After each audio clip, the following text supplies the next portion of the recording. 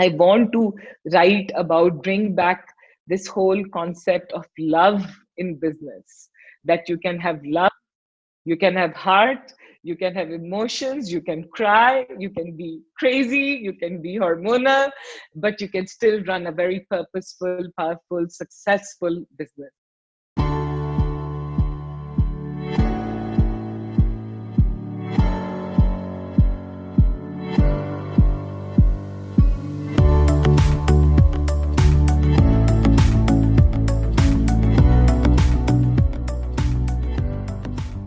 It's no secret that Shradha Sharma has weathered many obstacles to get to the place she's at now. Hailing from Bihar, often considered a lesser developed state, and being a woman entrepreneur in a patriarchal society, there were many barriers stacked up against her. But she persevered, and your story is a testament to that. It is now one of the most prominent digital media companies supporting entrepreneurs, and more importantly, building a community for them. Listen on as Shradha shares her most valuable lessons in this episode. When I started reading up on you for this interview, I came across so many articles and interviews about your journey, your childhood, and what got you here. Yes. So I thought, for a change, instead of you, recounting again and again how your journey has been, I thought I'll ask you a different set of questions, which I hope you haven't encountered until now. Sure. Sure. Okay. One of the first things I want to ask you is, you've said so much about how your mom has been such a huge inspiration for you. And yes. I want to know, what role did your father play when you were growing up? Was he a very conservative person, or did he encourage you? He had 4 daughters, right? Yes, we have 4. We have 4 daughters, and the youngest one was a son. My youngest is a brother. Yeah. That's nice. So was he like a very conservative man, or, did he have great dreams for all his daughters as much as for his son? Yeah, it's a very interesting question. Nobody has asked me this before. So it's so difficult to answer, right, in a very straight way about people who have defined your lives and defined your journeys and been so integral. Like, I don't know if the words can justify or incorrect way summarize what they have been. But my father was a very interesting man because he worked in merchant navy. Okay. So what it meant is that since childhood, and he worked in all these international companies, and he worked in a gas tanker. He was a chief engineer. So so we, from a very early age, in living in Bihar, which was very conservative environment, we were exposed to the world outside, what was happening in America, what was happening in Europe, what was happening in Africa, what was happening in Southeast Asia. So every time he used to come back with lots of stories and lots of things that were happening. But also, he was a man in a milieu, in an era where in Bihar it was very difficult for girls, for women, especially the time when I was growing up. If people who followed the political career or journey of Bihar, that was very conservative, and there were a lot of issues and scandals and stuff happening. So he was also coming back to a reality where he knew that he was not there for most of the time with us, and it was a different reality where his daughters, the girls, stayed. Right. So there were 2 sides to him, which was one very modern, coming back with stories, dreams of where the world is, because he was seeing things that were happening. Now with internet, we have access to everything, right? Like, so we know what's happening in America, what's happening in London. We know at the click of the button. Yeah. But like 20 years back, 30 years back, it was a very different world. And at that time, he brought things that were things that were happening at a very faster pace in a different geography. So we were exposed to that very early on, and somewhere it also gave me the wings to dream more, to know that, okay, the world is such a wide canvas and what is happening across the world. So somewhere I started living through his stories, which he was coming and telling us about different parts of the world, and that really shaped me up. And he was a very educated man. He had done very well. He was an intelligent man, and very well read, and he still is very, very well read. So he brought a lot of stories, and he used to challenge me, right? Like he used to challenge me whether I know this. So, for him, to impress him and to win him, and I used to Okay. study a lot, and I used to be very abreast about my general knowledge, curious about the world. So yeah, so he really helped shape us into the people that we are. Okay. Did he also protect you from society? Like, it was a very conservative society. At the same time, did he say, no, my daughters like to do what they should be, they can do what they should want to do? Was he protective that way or? He had no other option, no, four daughters, wife. So it was predominantly women dominated. So he didn't have much of a say. But one of the things that in some strange sort of way gave me grit, and also something that I had issue with my father, and if he watches this, then he will know, is that when he came back from the ship, he used to drink, and drink a lot. Okay. And that affected me. I think now that I look at it, it affected me positively, because it drove me to do well, to because somewhere I understood that for him also it was not easy to go on a ship, live for 6 months, 8 months, earn and come back, and a merchant navy life is, for all its glamour, very isolating, very alone. And but he had to do that because he had so many people to fend for. So at that time I used to get very upset, but at the same time it gave me a lot of focus to study, to do well, and somewhere to achieve more, and to earn. So that I always thought that, okay, if I do all these things, then he will not go to the ship, he won't have to live such a tough life, because it's a very tough life, being on the sea for 6 8 Yeah. months alone. So yeah, so it's a mixed bag, but it's a very positive bag, and I'm blessed to have the father that I have. Okay. What is the most profound memory of your childhood that think has shaped you for the person that you are now? Oh, a lot of memories, a lot of things. What's the first thing that comes to your mind? In standard one, my mother didn't go to an English medium school, and in now I don't know how big it is, but the time when I was growing up, it was a very big deal to know English, to be able to speak English, especially in Bihar, because it was a ticket to better life, Yeah. better opportunities. And my mother could not, because of various circumstances, get to study, or get to study English or speak English. She always wanted her daughters to go to convent. It was a very big deal for her.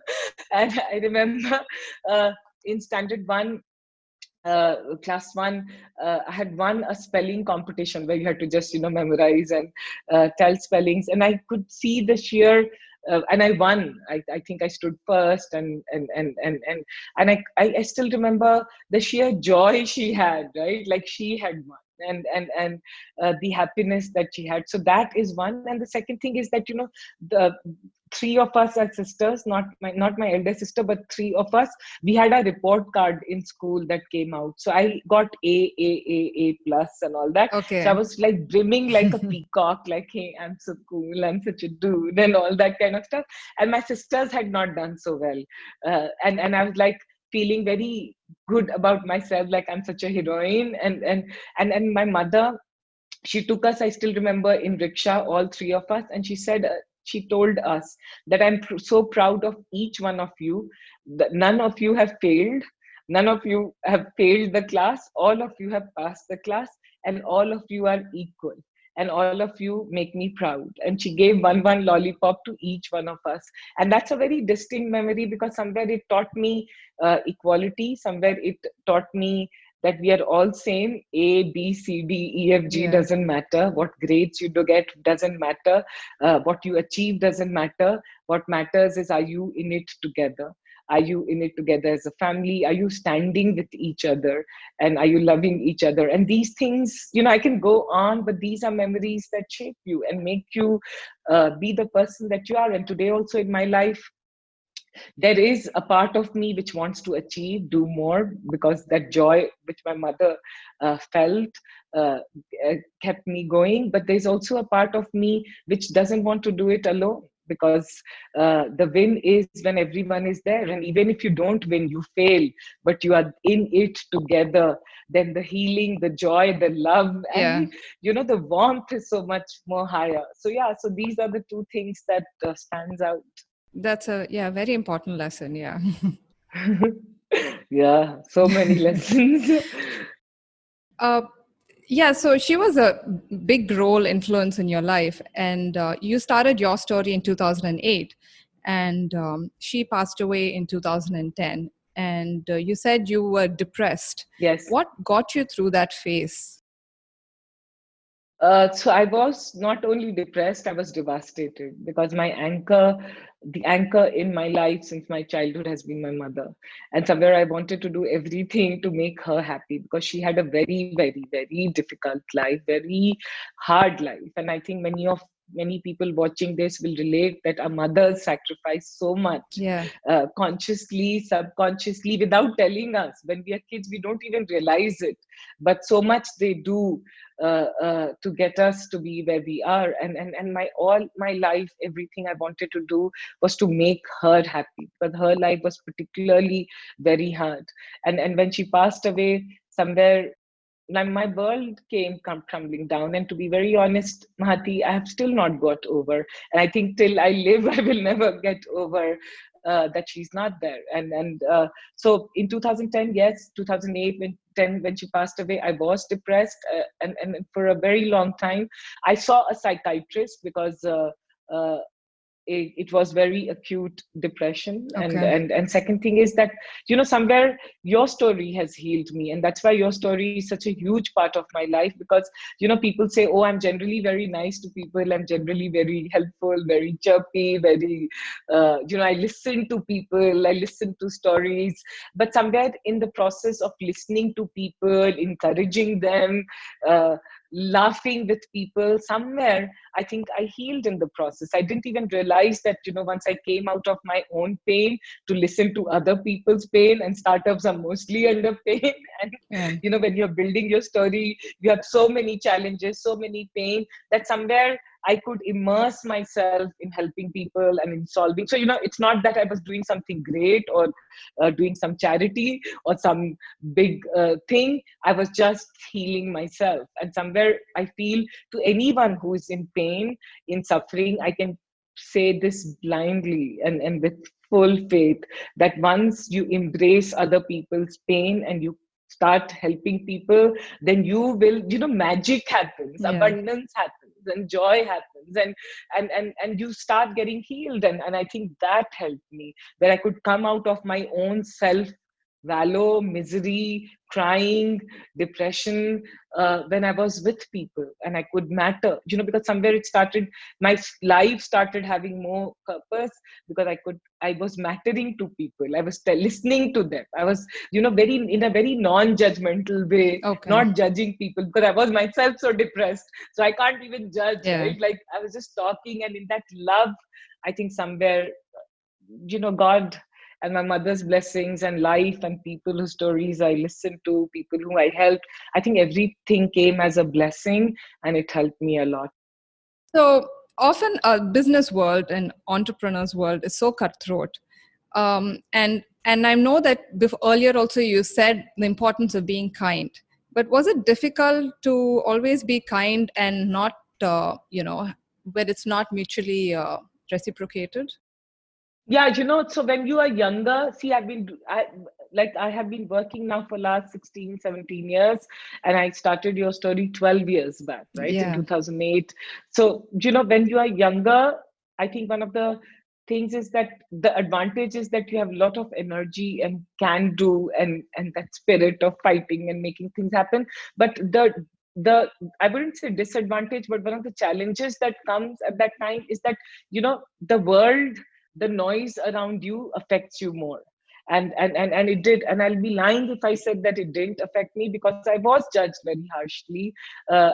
People used to make fun of me that, oh, she tells only positive stories, she does PR, she doesn't have brain, Okay. like she can't be a critic, she can't analyze a story, she's just running a PR exercise, or and like, yeah. So I've like and these are very small things that I'm mentioning, but it was very hard. And sometimes I used to cry, and I used to be depressed myself, and I used to cry at that time, because I was like, oh, but I'm just helping, and I'm just Yeah. listening, and I'm just loving genuinely. Why can't people see? And especially if you're a woman, and I don't want to bring that woman lens, but especially if you're a woman doing the same thing, then you're even more termed as, हाँ हाँ ये तो पिया कर, ये दिमाग नहीं है, ये है, और ये है वो है. So it was You can't take it seriously, the story. Yeah. yeah, certified. And if you're laughing too much, or she laughs too much, or she networks too much, or she does this too much. But anyway, so, or she's not building a business, because I was very proud that I built a very hard business, and I've survived and sustained and grown. So, oh, she can't build a business, or she's focusing too much on her brand, or she's doing that. So yeah, it has been constant. So earlier I used to get very affected, to be very honest. Earlier Okay. it used to hurt me. I used to cry. I used to feel, oh my God, life is so unfair sometimes, and all that. But Mahati, the beauty of it is that when you are very true to your purpose, and when you enjoy, the flow, that, it's like an addiction.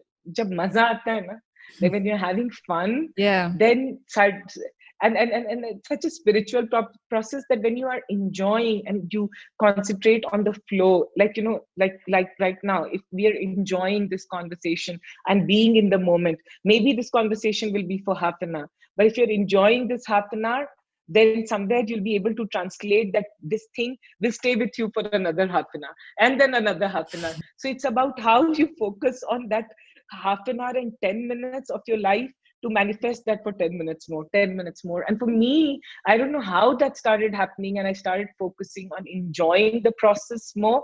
And when I started enjoying the process more, I was so focused and so went inside it, that suddenly I didn't even realize that the noise around me stopped mattering.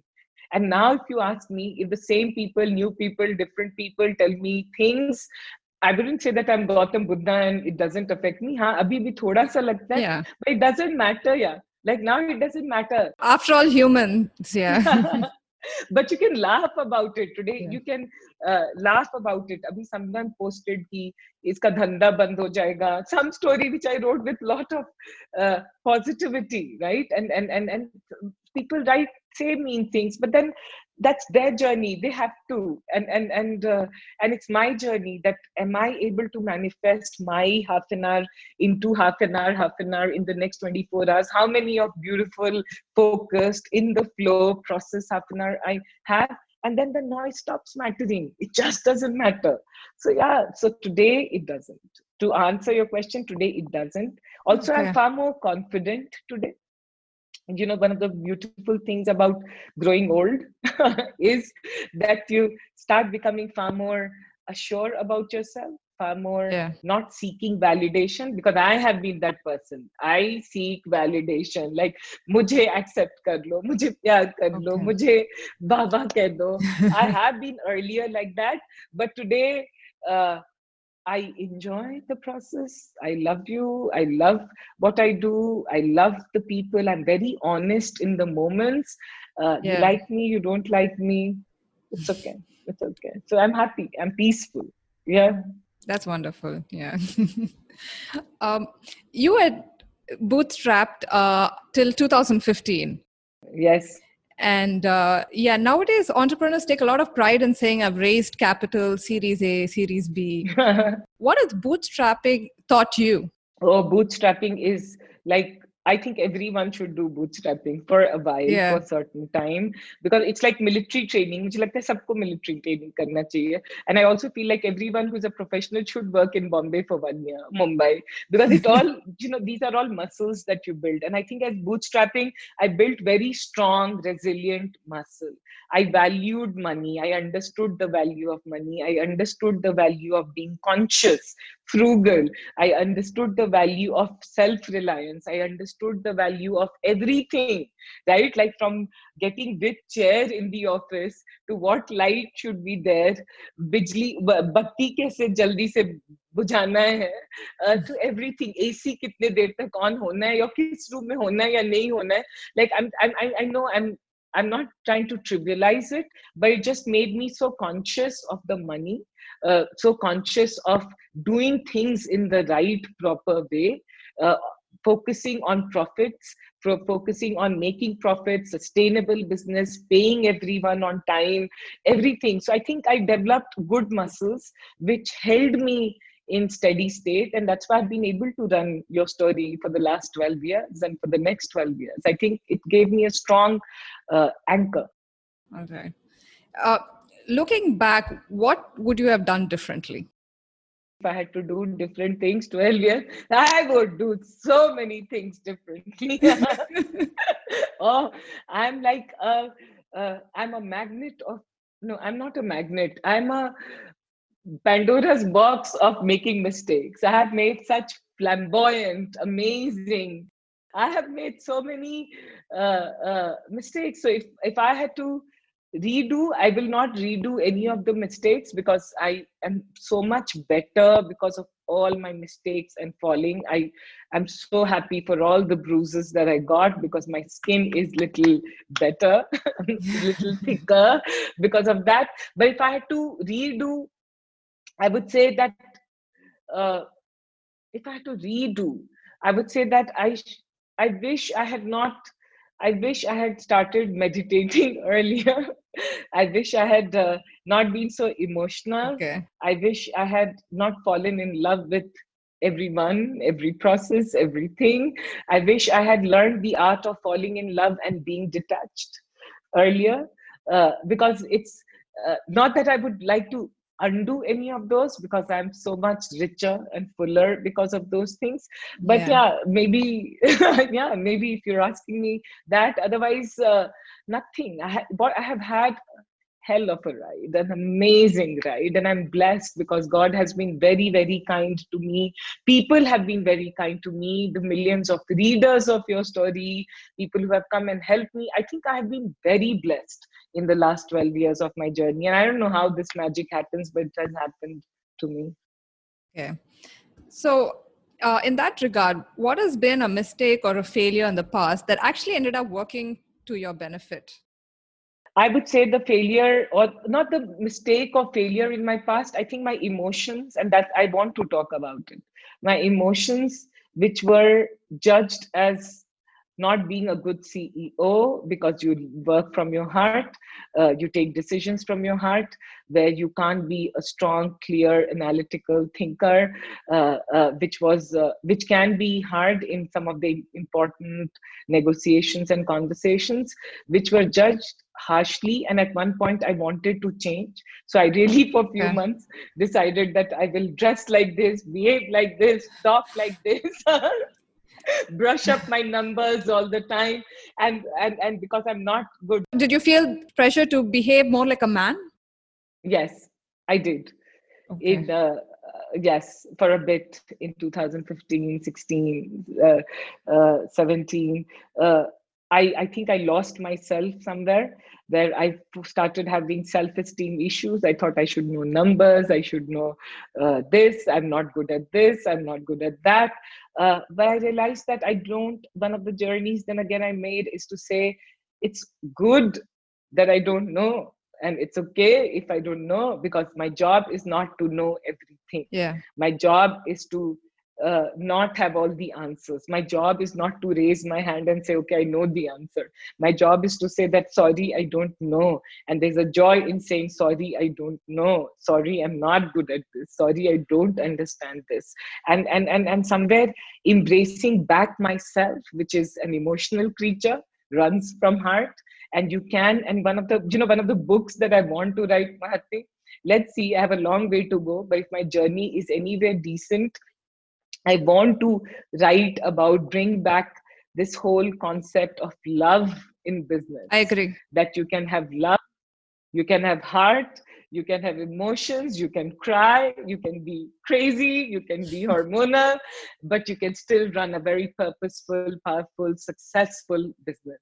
And I think I lost that in between, where I was just feeling very embarrassed of myself that I don't know ABC, because I'm very good, but I'm honestly very, like, I'm there, those पुराने जमाने वाला entrepreneurs, profit इतना है, loss इतना है, धंधा वैसे चलना चाहिए. But if you ask me, show me your MIS numbers, tell me about your EBITDA, blah, blah, blah, blah, and all those words, then I was not good at it. And I thought, oh, finance 101, I have to learn this. Or, tech, I don't understand. Coding, samajh bhi nahi aata. Oh, if I have to talk to the tech guys, I have to know this. So I had a lot of complex in between, or maybe, oh, I'm not building $1 billion company.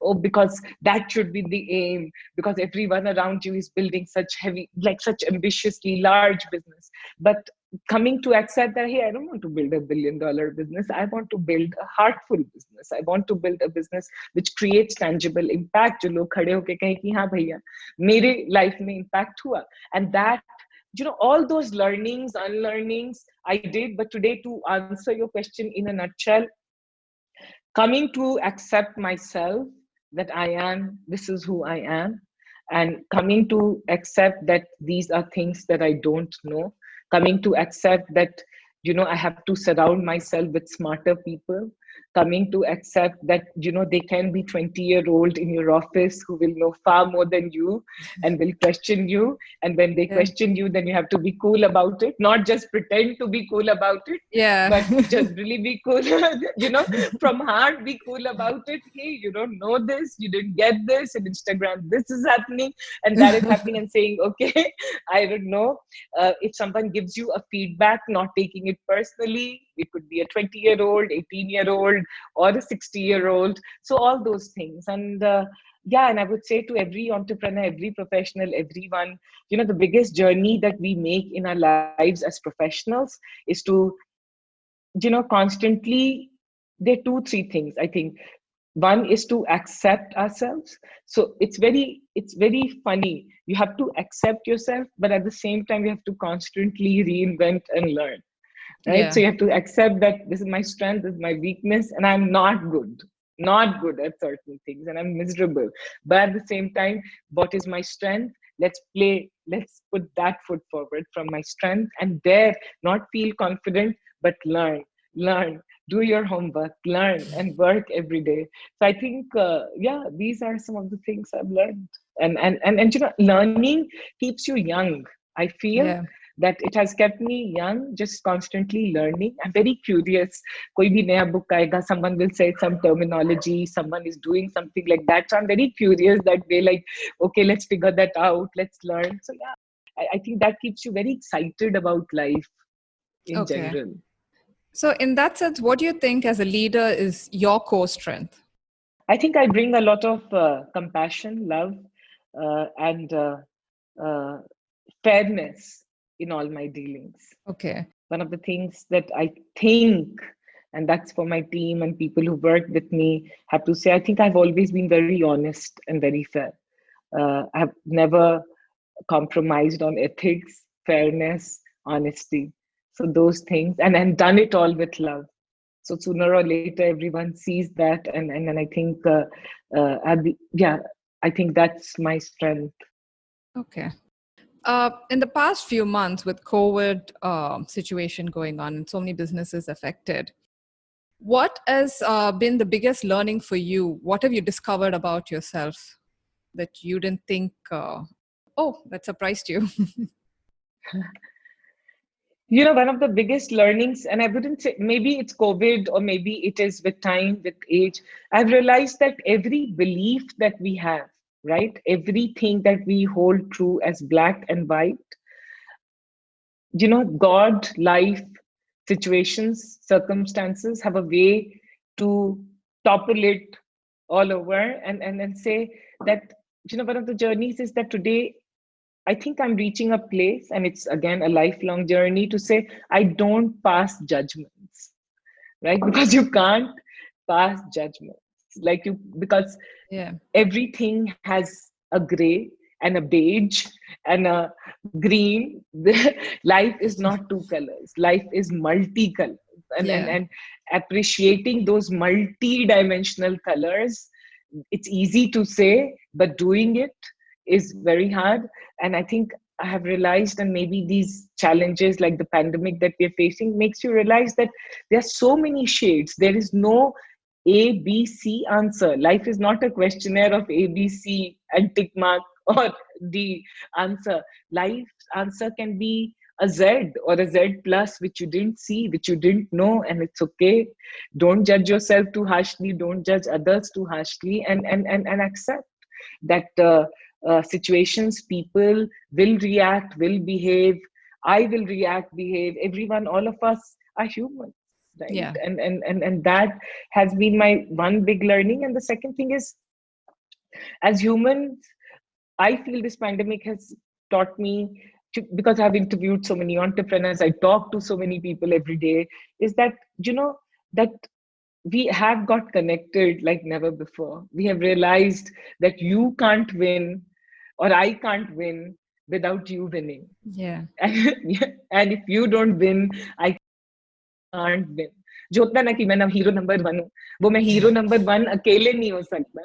पता है mount Yeah. Everest पे maybe you can climb alone, but pandemic has taught that you cannot stand alone, and it brings back to my learning from my mother, right? Like if you're alone, then you're not winning. You're winning when if you have A plus alone, then you're not winning. And this pandemic has taught us that we are connected. So, what is weighing most heavily in your mind right now? Lots of things, I think about. One of the things I really think about, and I feel a little helpless, and but I want to do something, is uh, about the migrant laborers, right? I come from Bihar, and Yeah. most of the migrant laborers, if you see, are from Bihar. And while the economy has done well, I still think Bihar is way behind. And I'm just not talking Bihar is just an example, but a lot of us, we are living in such an unequal world. And I've Yeah. realized my privileges, I can sit today, have this conversation, and be protected in my environment, get food and everything. I've come to, and I didn't value that, maybe because I'm living in my own zombie land of interviewing, meeting people, figuring out, solving problems for people, but of a certain kind. But today I've realized that we are so unequal. And I don't want to die today without making a difference to somewhere, in some way, in some capacity. I want to do that. And I think this pandemic has brought this, when I saw these pictures on TV of people crying, right? Like, and walking and not having food, it just makes you feel so bad. And in one way very grateful, but when they bad. And for all our education and everything, what can be done? And that's one of the questions in my mind right now. What can be done? Okay. Has this situation with the COVID made you reassess your priorities with your story? I think it hasn't. I wouldn't say it has helped me, or it has made me reassess my priorities, but it has made me laser focused.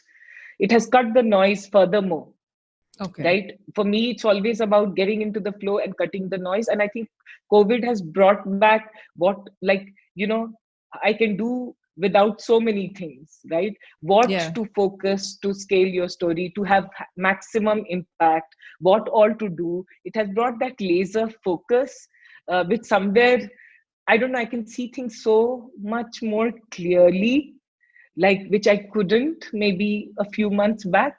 Okay. I am able to prioritize my time so much better, everyone's time so much better. So yeah, so some of those things, and I think the results of which I can see in your story right now.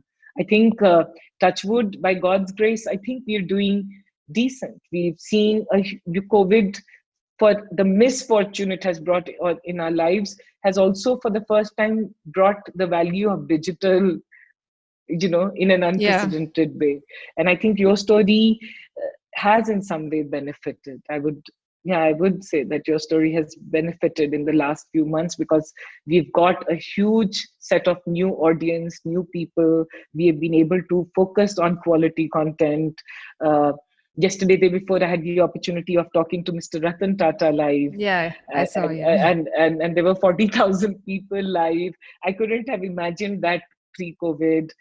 So yeah, a lot of good things, again, blessings that we are seeing. But to answer your question, again, what all can I cut away? The noises, uh, the extra things, the things that were not so important.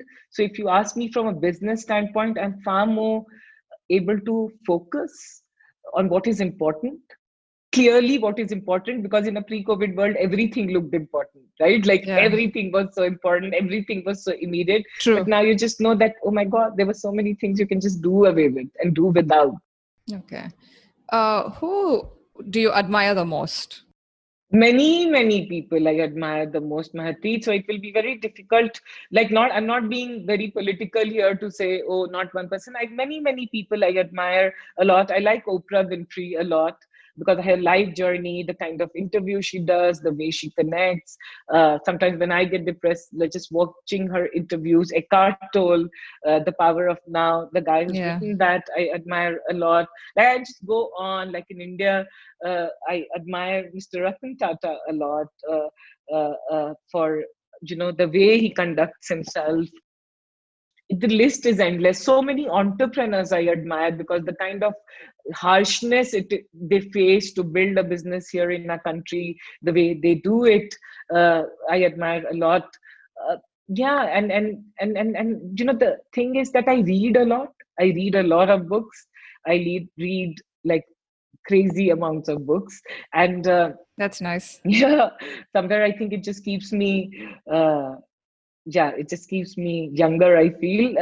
Is I read a lot, and there's so many things to pick up from so many people, so many authors, so many but generally, to answer your question, I admire people who've had a hard life and still not got jaded with it. Right. Yeah. Don't use it as a clutch, or Okay. but despite of all the challenges and hard life, they maintain their sense of humor.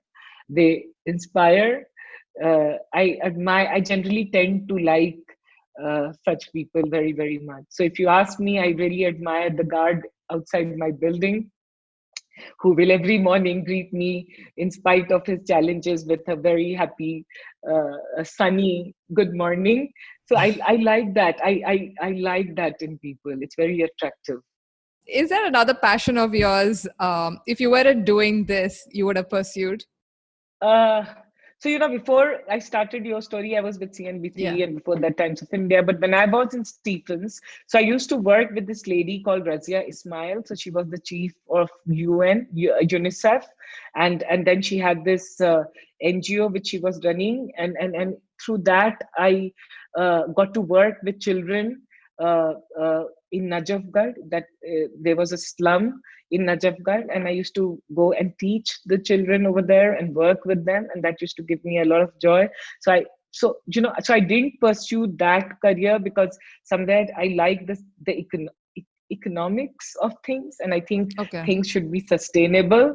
So how do you create sustainable but high impact thing? But to answer your question, if I didn't do this, I think I would be very happy working with children, and not just any children, but children from most difficult backgrounds. I would like to work with girl children because I am Okay. very firm believer that if you do, if you work with girls, then you can create massive impact. I'm like a huge Yeah. girl fan, and I'm so so yeah. So maybe I would have done that. All right. Um, what is the biggest impact that you want to leave behind? I don't know if I like. I don't think once you are gone, you are gone, right? So, but I think with your story, the what I've seen over the years, like listening without judgment and giving voice to people, telling their stories, helping them. I think I want your story to continue, and it should become larger. It should become global. It should do this with the same purpose, same passion. If it's able to continue running independently in a big way, I think I would have done baby basic job well. Okay. Now the digital, media publishing has become very, competitive. How do you stay ahead of that competition? How do you learn? What do you learn? So I have the good thing about enjoying what you do is that it gives you a lot of levers, and one of the levers is that you don't follow what the others are doing, right? It gives you, when you are enjoying the flow, the process, then from that process itself in that flow, you start creating different solutions, different things. Like when I listen to people, then I very attentively, mindfully listen to them. So I'm not pretending that I'm listening, but I'm just generally very consciously listening. And I think that's the culture in your story also. So the thing is that when you're listening, then you get a sense, oh, what do people want? What is it that they need help in? Where is the world moving? Because you're talking to one of the brightest minds. Like, every day Yeah. you're talking to the best and the brightest and the most ambitious lot.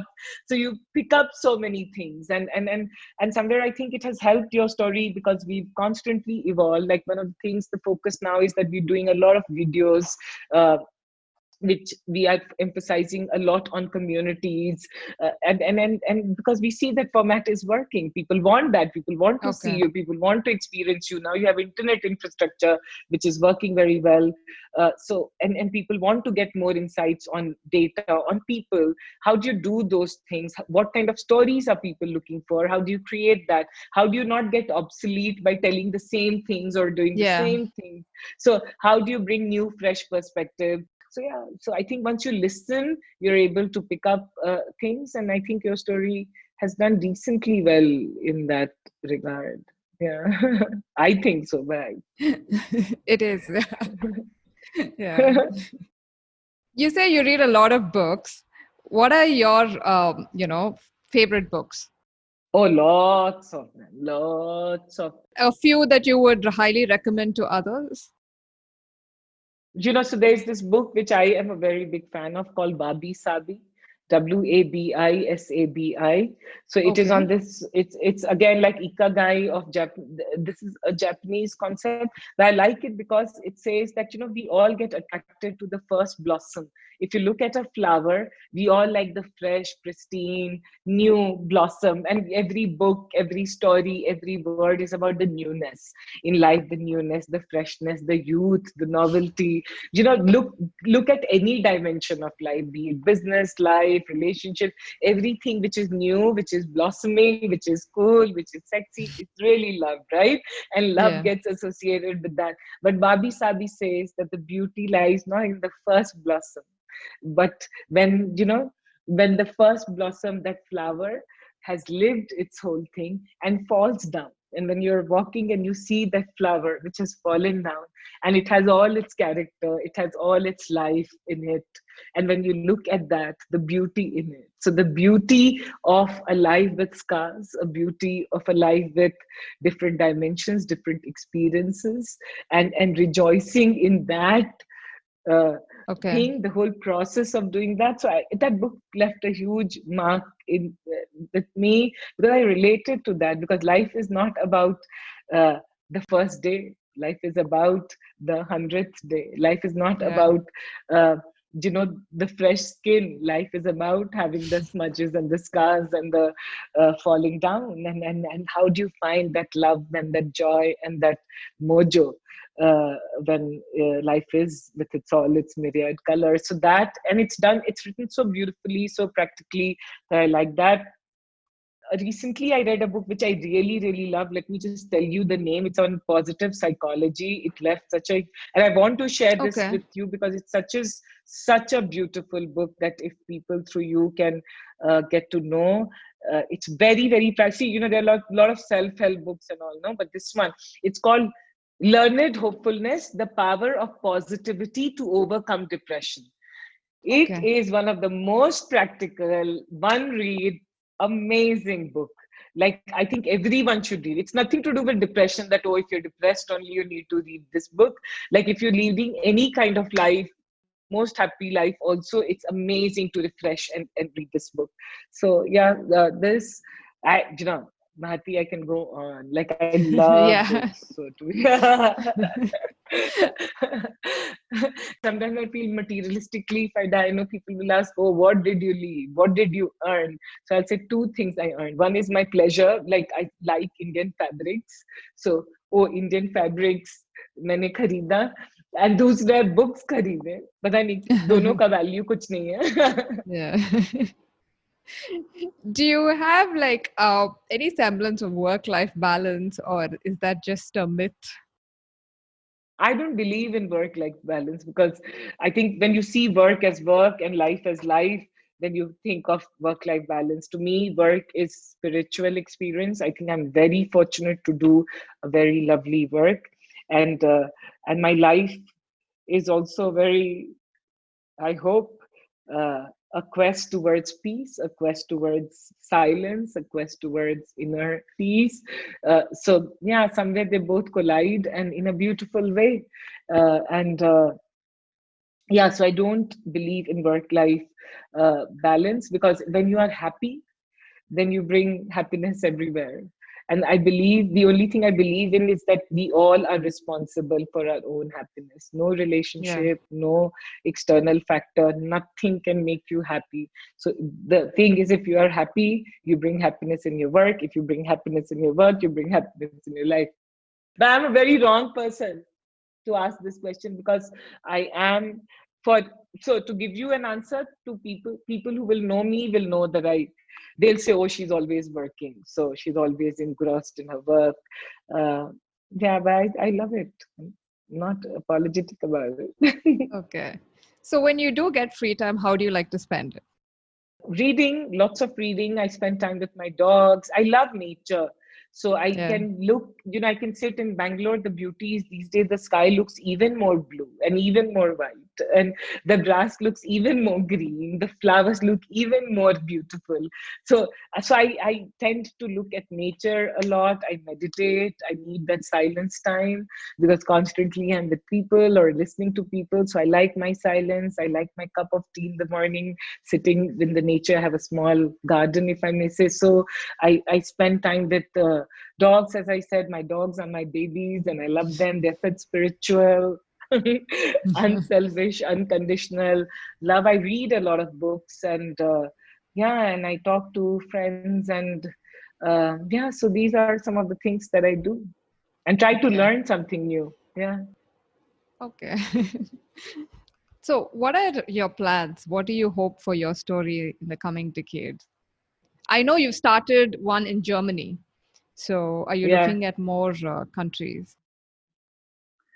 Yeah, like every entrepreneur, the dream is very vivid, ambitious. I want your story to continue as a long lasting institution, which tells stories of every possible person, because I feel everyone, if you dig deeper, has a very interesting story. Once you start to Yeah, look without judgments and your own lens, when you remove your own lens, everyone has a very beautiful something to share. I agree. They all have interesting stories to tell. Yeah.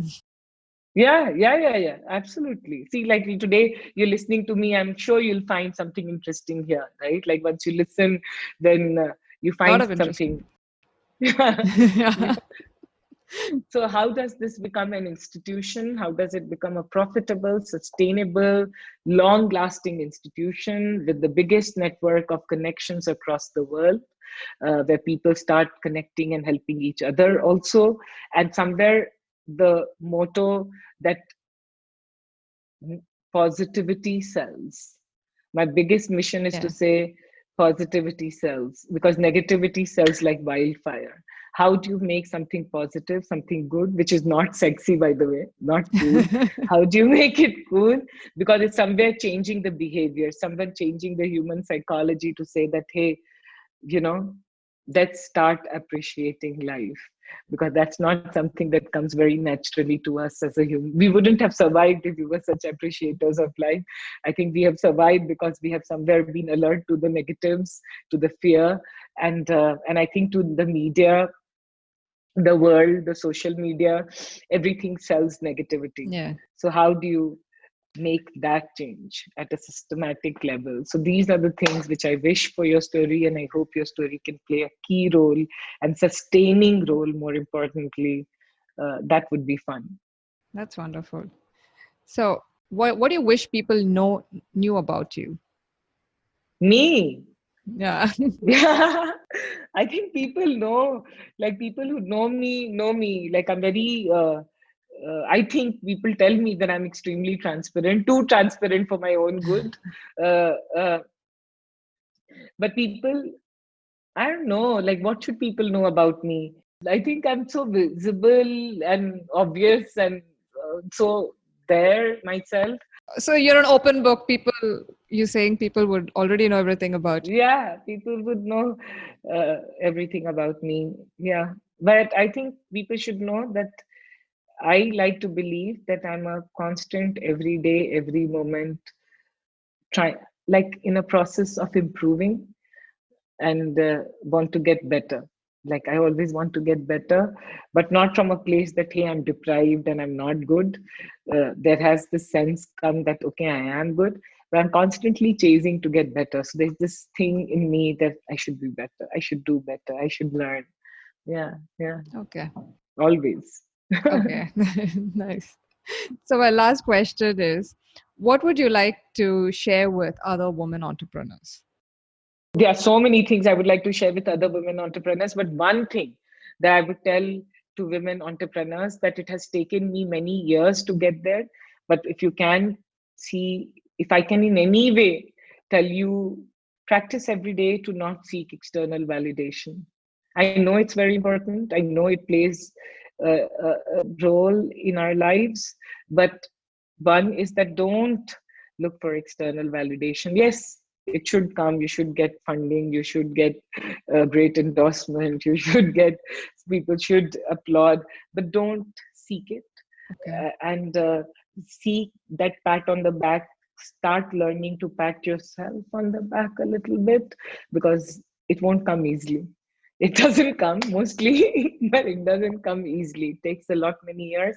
So don't get dejected. It will come, but learn to pat yourself, because I think women, I believe women can love unconditionally, generously, givingly. Women are mothers, and there's nothing like mothers on this whole planet.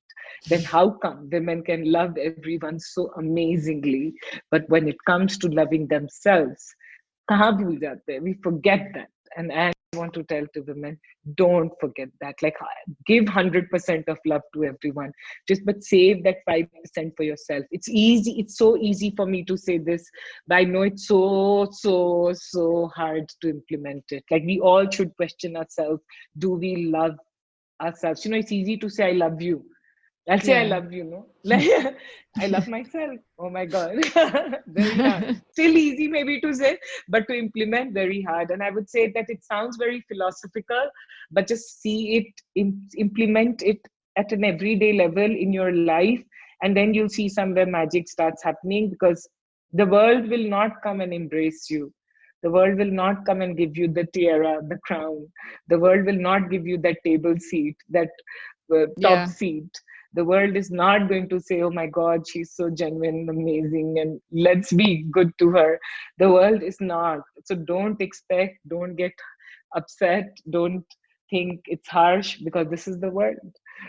So every day start creating that for yourself, and then you will see. It will take time, it will be hard, it will be like all that I mentioned, but then you'll see with time, and take it from me, that magic starts happening.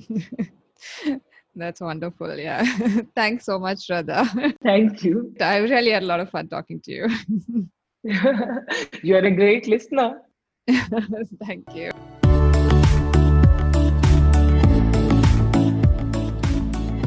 If you found this week's episode inspiring, do subscribe to the podcast and let your friends know as well. You can reach me on Instagram at Maharani Talks and on LinkedIn at Mahati Rangarajan. Until next time, take care.